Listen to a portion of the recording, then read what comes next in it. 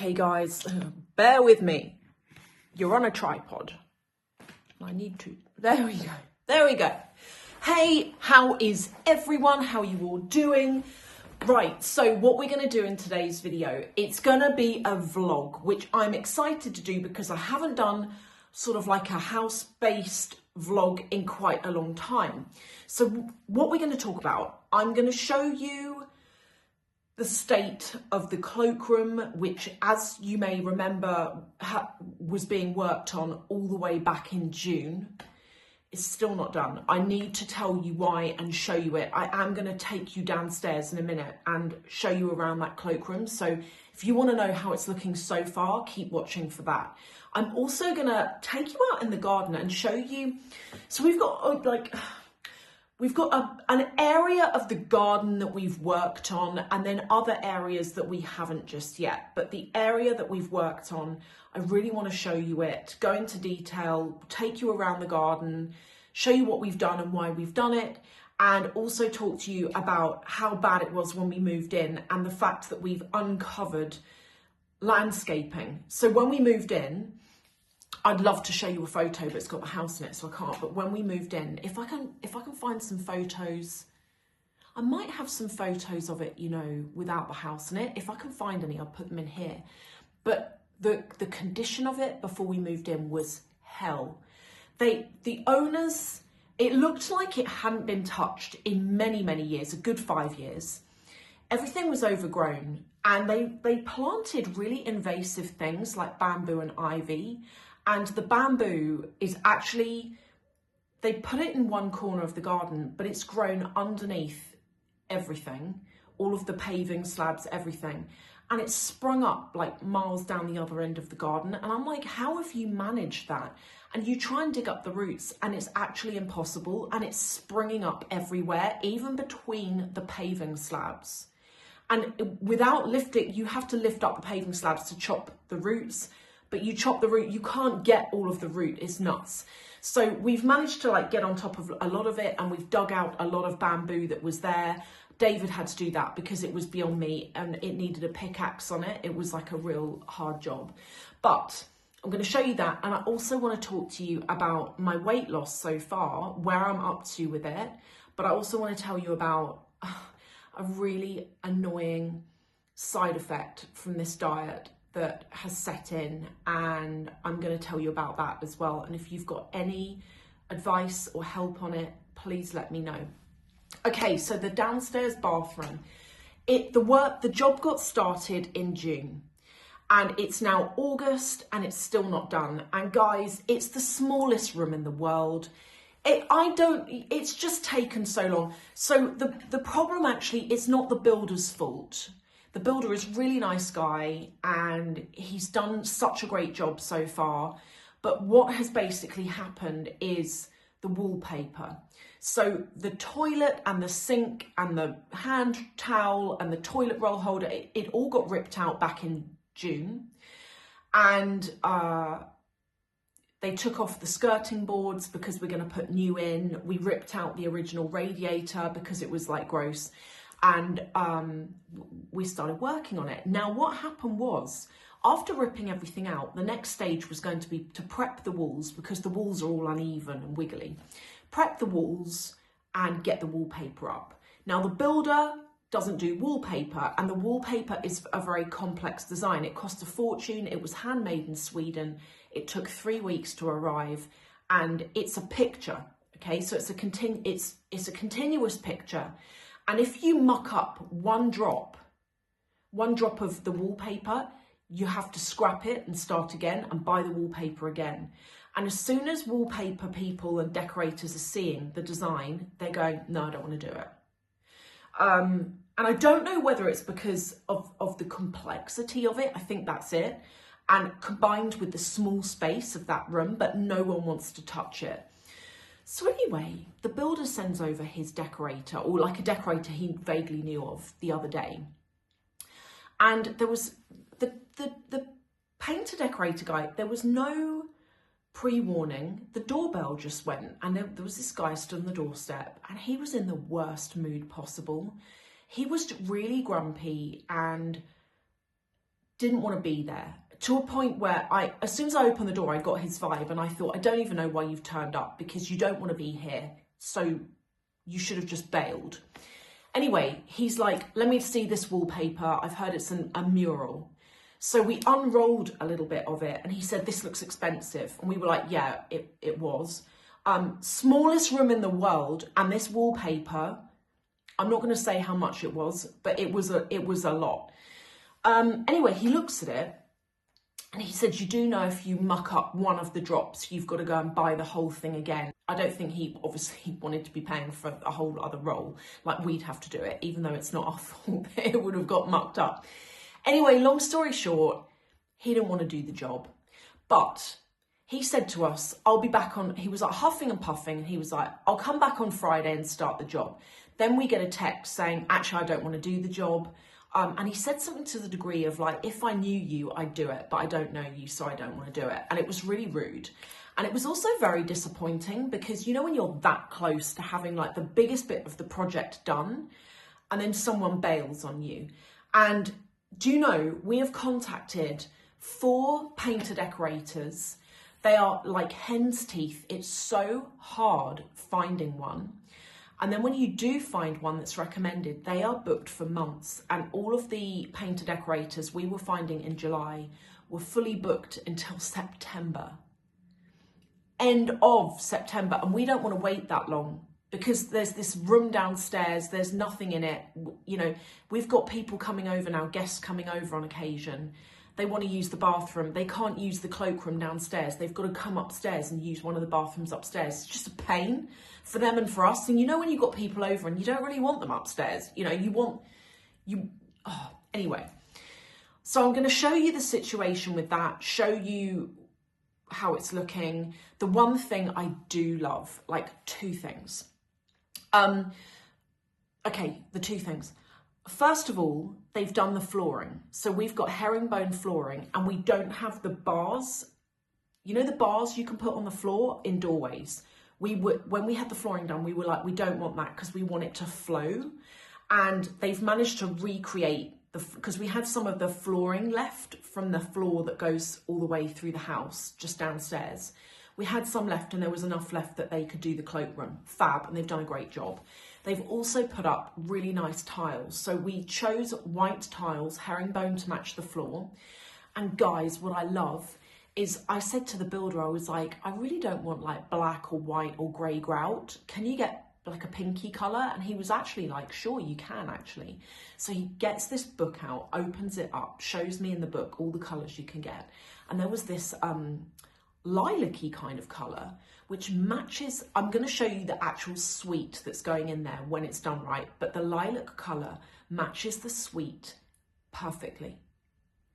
Like, it's nearly the same colour, but it's so soft. It's like a grey lilac. I'm going to show you it here. It might not even show as lilac, but it's lilac. And when you see it in real life, you can see it's lilac, but it's very, very subtle. It's not like a screaming fuchsia, which I think would have been way too much in that room, because the wallpaper is very fussy. I'll show you it here. The wallpaper is very busy. It's very bright. It's very loud. And you don't want to go too crazy. David did say to me, I want to go crazy in this room, which is why it's looking the way it does. But anyway, we have got another painter decorator turning up at 5 today. And I am truly, he's going to look at it. He's going to give us a quote. And he has said, oh, I'll come back this weekend and do the job, which would be amazing. But I'm just really worried that he's going to see the wallpaper, see the room, and back out as well.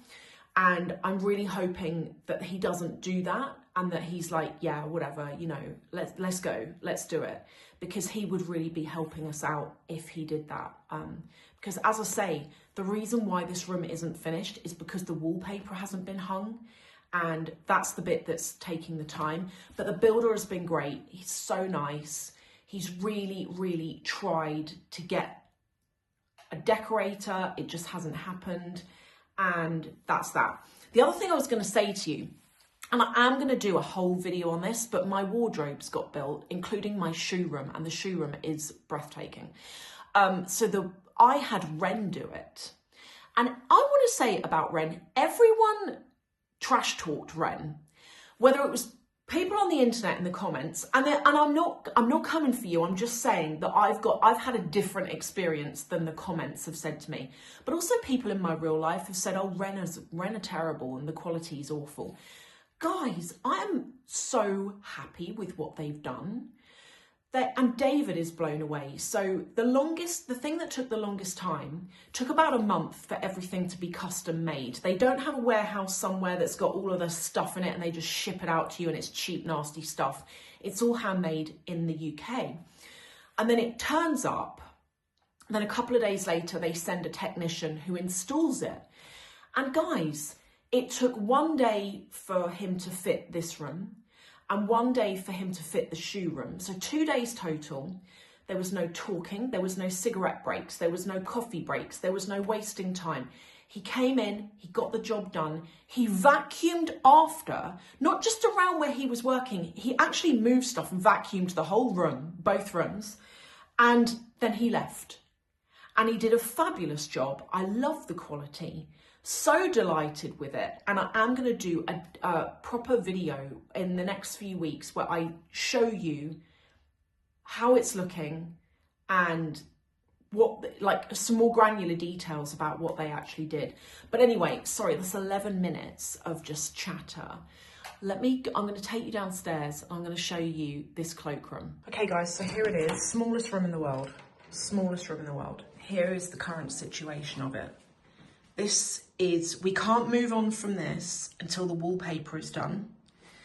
So what's going to happen here, this is going to be where the toilet is. All these pipes need to be boxed in. And then we're going to match the colour from the toilet suite, because the toilet suite is, I'm not going to tell you the colour of it, but it's a fabulous colour.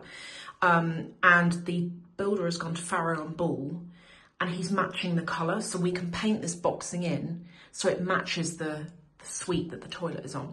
But can you see, if I show you here, can you see the walls are all uneven? So you cannot hang wallpaper on this just yet. This all needs to be made good, like all these lumpy bits, and then lining needs to go on the walls before we can put the actual wallpaper up. But all this is going to get boxed in as well down here. Now the thing I want to show you, this is what I'm excited about. So here are our tiles. And if you come in close, I'm hoping you can you see the grouting is lilac? It looks really dark grey on there. In real life, it's really light lilac and it's gorgeous. I absolutely love it. So happy with it. I really, really am. So that's that. But yeah, over here, we've just got more that needs fixing, but this is the floor. So the floor, they managed, so there's going to be all skirting boards along there, right? So all this nasty edge will be covered. But they managed to make the floor blend in with the floor here without there being a bar along here, which is what we wanted. So that it sort of feels quite seamless. And this is the wallpaper. This is the wallpaper. Can you see it's one continuous picture? So there is no room for error at all. Okay, I want to show you kind of what we've done to bits of the garden. Now the garden goes round, but we haven't done all of it. But when I tell you, when we moved in here, I think I showed you bits of the garden. It was insanely bad.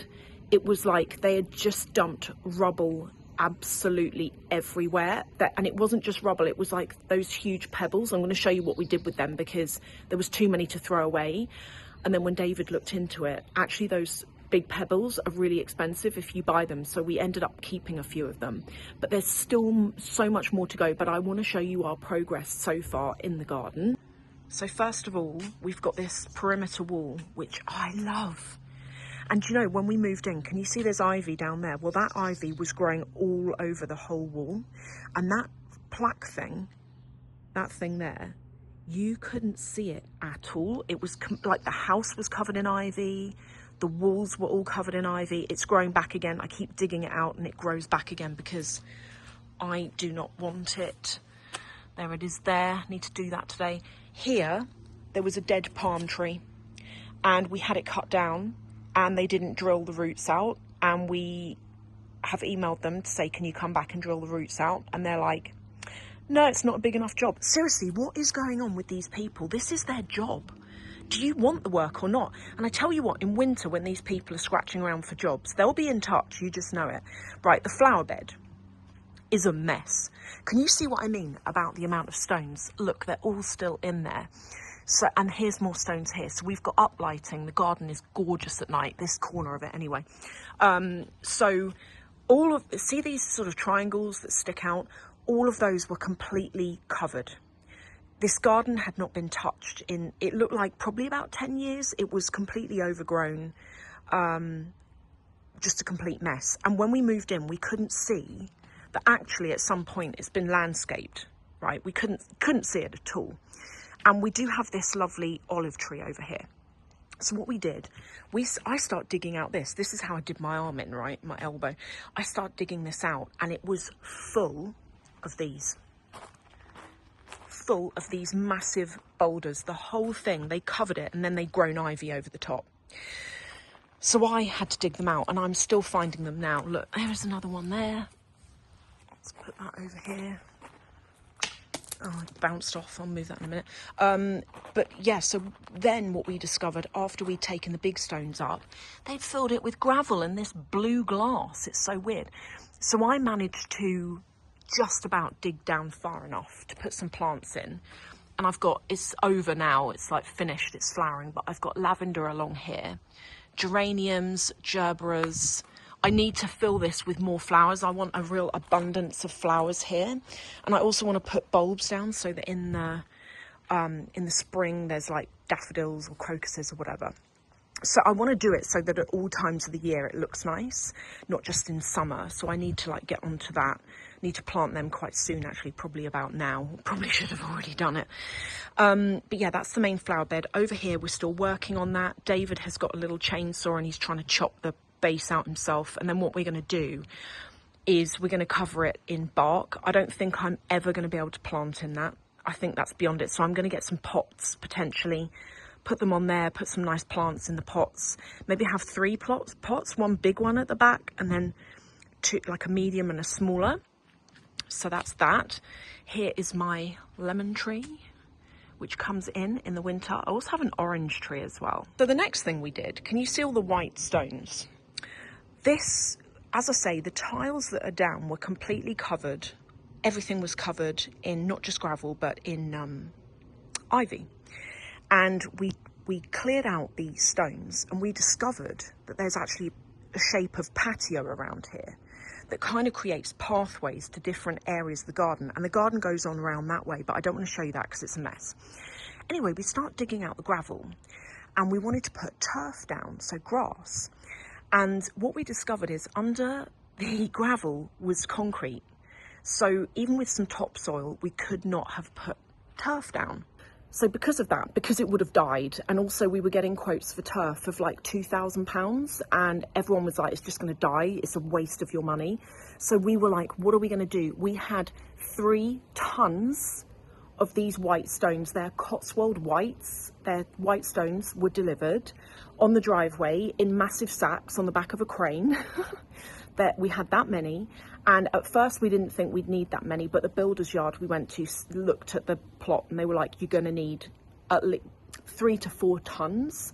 So that's what we've done back here. We didn't really want stones, but actually now we've done it, I don't mind it. It really brightens up the garden, and we've got uplighting here, and in the evening it looks incredible. So we have different seating areas around the garden. And this one we call conversation. One is reflection. And it looks better because normally I put a tablecloth on it and some cushions. I haven't actually done the cushions today, so I'll show you that in a minute. Yeah, and this is it when all the bits are on it. Then over here, this was completely covered in bamboo and more ivy. When we cleared it, we discovered this random concrete head of like a woman. It was really weird. That obviously got chucked out. Then I got this chair. I'm obsessed with this chair. It's for 2 people and I got it off Dibor, D-I-B-O-R, and the cushion was separate. But you can get all different designs, and this one's green underneath, and I love it because over here, so over here I've got my table, and then just up here, this space actually goes on quite a bit around there, but I've made like a little bit of an area for the roses. So I've got a climbing rose there.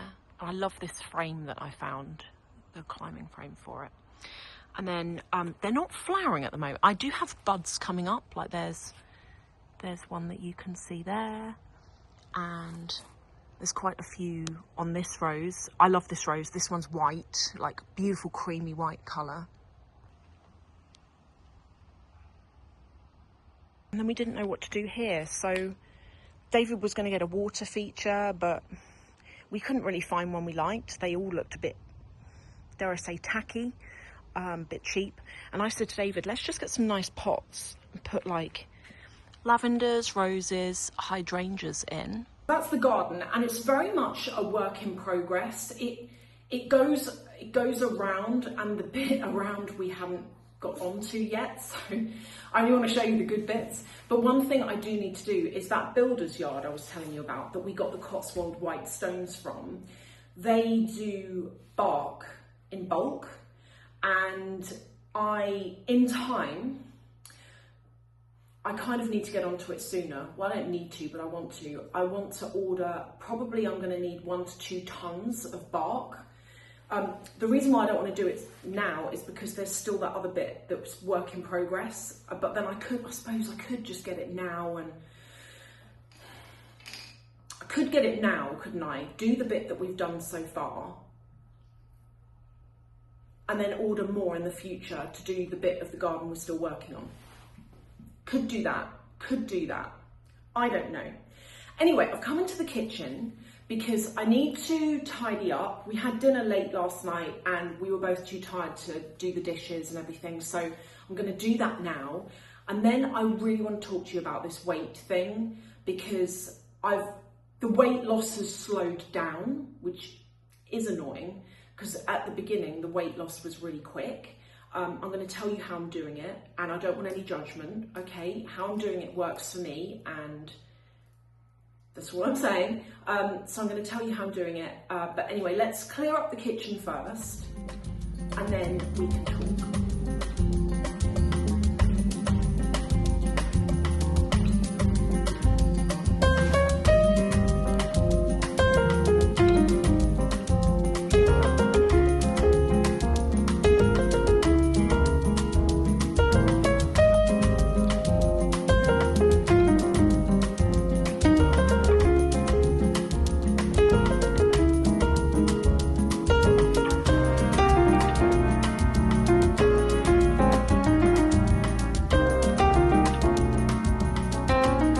I'm in the sitting room. We are still to get artwork for the walls. Cannot find anything we like. We have been into art shops, galleries, the full thing. Can't find anything we like. The thing that I do like, and I know it wound a lot of you up, but there are a couple of pieces on Etsy that I keep going back to, I really like. But the only problem is, for this wall, we need landscape. And those designs only come in portrait, which would be great for the other side of the room, but it wouldn't work for this side.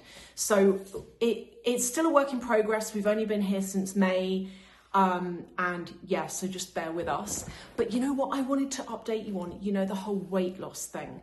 So I'm going to update you on that, tell you how I'm doing it, because I had a lot of questions about how I've dropped the weight so quickly. And I need to tell you about the side effects of dropping the weight so quickly. So I started a diet at the end of June. I feel like over the last few years, the last 3 or 4 years, I tell you what I've been doing. I've been prioritizing having fun over my health. So I will go out for lunches and dinners and drinks and cocktails and bottomless brunches, and I will do it on the regular. I mean, minimum once a week, minimum. For the most part, it's more than that, because where we were living, where all our friends were, we were out all the time. Now we've cut back a lot. That's what's really helped, actually, is because we don't really know anyone where we are now. We have got friends coming up to stay with us, but it's not on the regular, if you see what I mean. So anyway, I started this diet because I had gone from size 8 UK in around, when was that? It must have been like 2018, then I crept up to a 10, and I was quite happy being a 10. Then I crept up to a 12 this year, no, last year. And at that point, none of my clothes fitted at all. And so I was having to go out and buy the next size up, which was a 12. And it wasn't really sitting right with me because I had this huge wardrobe full of clothes, and what a waste of money. Couldn't get into literally any of it. Even my deal bar jackets, I couldn't actually get my arms into the sleeves anymore because my arms had got so thick. And it was like an alarm bell going off, you know. And then the other thing that happened then is that I crept up to a size nearly a 14.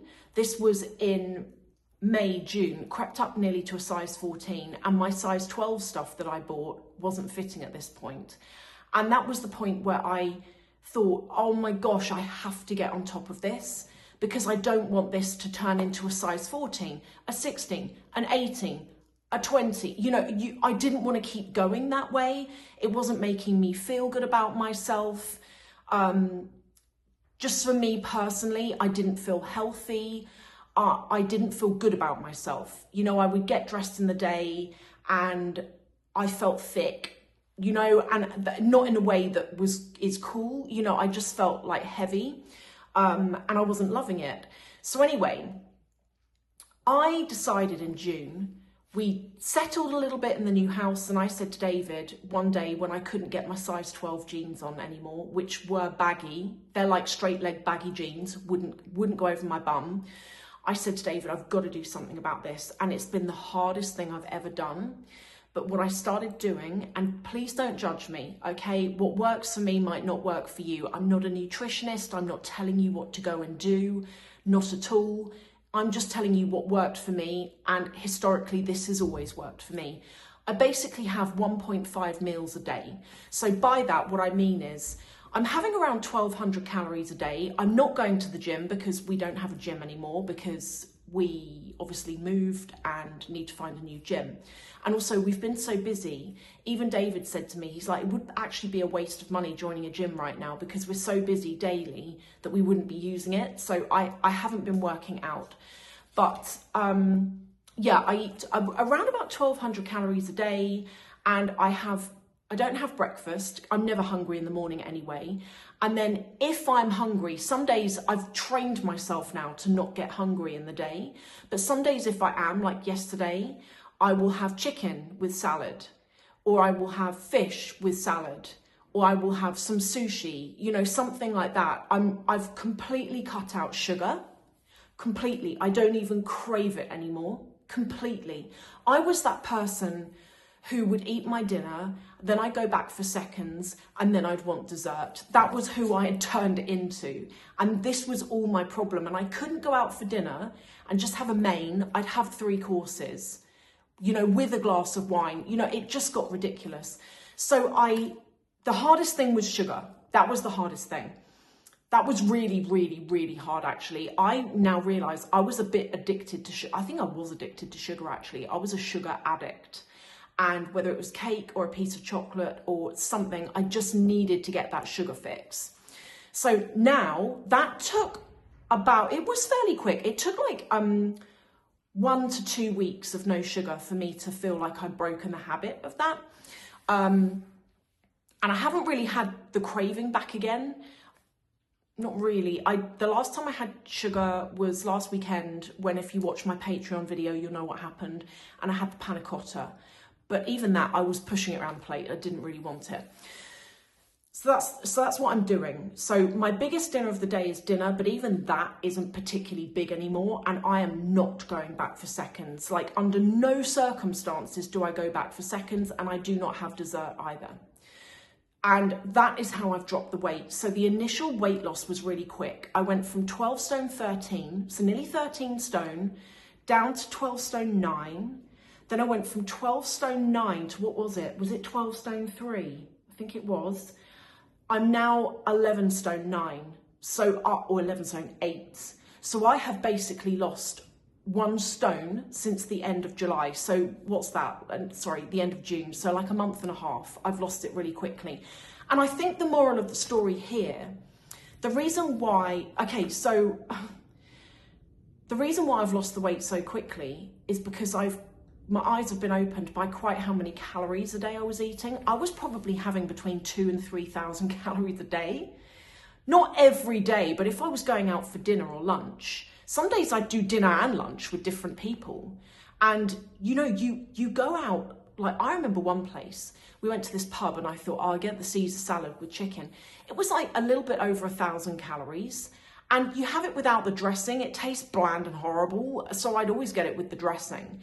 And it was just like calories. And then you go out for dinner as well. That's another 1,000 calories just for your main.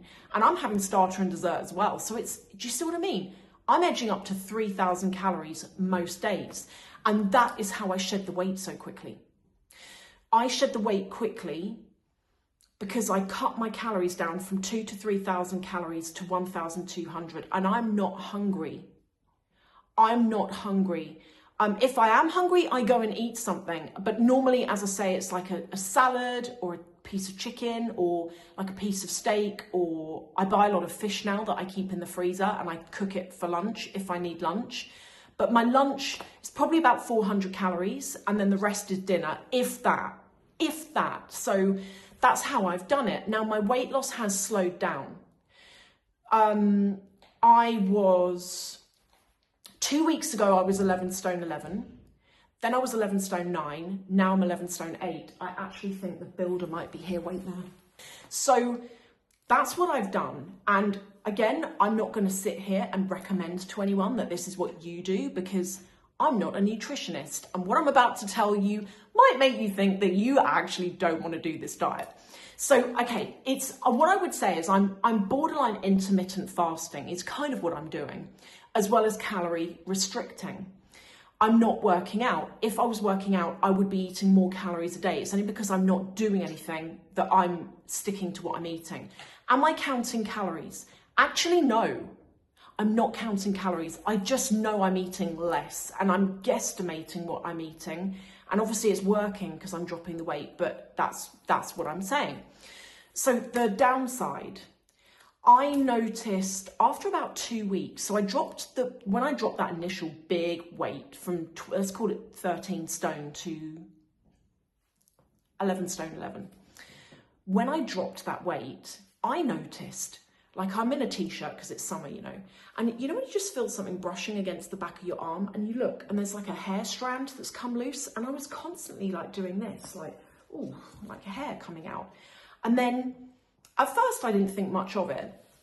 And then I thought, oh God, it's autumn coming up, because this does tend to happen to me in September and then it stops in around December.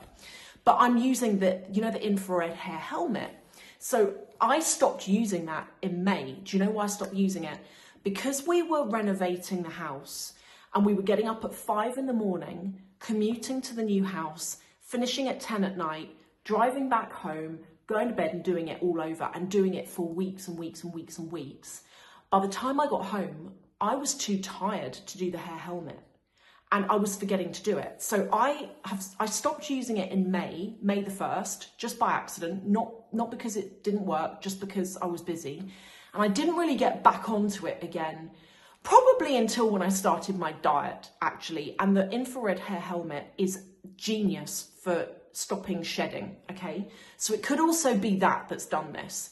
But my hair is everywhere in the house. And David just came up to me upstairs before I did this video, and he was like, your hair's all over the floor, like in the kitchen, in the hallway. He said it's everywhere. And he was like, I just want to let you know that also from behind, he said, I can see your hair is looking thinner than it was several weeks ago. Like if I look back at the video I did where I went and got my new car, like that bit where I'm in the front seat of the car, my hair, I don't know what that was. Did you hear that? What was that, Louis? No clue what that was. Anyway, yeah, so if you look at that video, my hair looked way thicker and fuller. And I actually was loving my hair back then. I felt really good. I felt like, you know, your hair is everything, isn't it? But I look at my hair now and it's not terrible, but it is shedding. And so what I'm doing with this diet is I'm taking a multivitamin, A to Z multivitamin, in the morning. And I'm just now got back onto the hair helmet as of mid-July, back onto that, and I might start using it twice a day. So you use it for 10 minutes a time, and it's on a timer, so you haven't got to sit there and watch phone. And I normally use it, I get into bed and I'm scrolling my phone and I listen to my music through it, and that's what I do. And then I might do it in the morning as well though, or in like the afternoon or something, just to see if that helps. Because when this happened to me last year, which had nothing to do with nutrition, it's just, as I say, every autumn, this always happens. And it could be that, it might not be the diet. I'm just lining up dates and it seems to correlate. But yeah, that's what I'm going to do. I'm going to try and start using that twice a day. But the weight loss is going well. The weight loss has slowed down, but at least I am losing weight. And instead of weighing myself every day now and getting upset about it, I just weigh myself every Saturday morning. I get up, I don't even have a drink of water. I just weigh myself and then get in the shower, go about my day, etc. So that's like a weight update of everything that I've been doing. And my goal is to lose 1 more stone. So I wanted to lose 2 stone, and then I'm going to be back in my clothes and I will be happy. So I want to get to 10 stone 9, and I'm 11 stone 9 at the moment. So that's going to be my ultimate goal. And I don't know how long it's going to take me to get there, to be honest. Probably like quite a long time, but I'm happy with the direction I'm going in. And at least my size 12s now don't just fit, they're actually baggy. And I'm nearly back into size 10. So I'm quite happy with my progress. But anyway, I think that's going to be everything for this video. I hope that you've enjoyed hanging out. Thank you so much, and I will see you in the next one.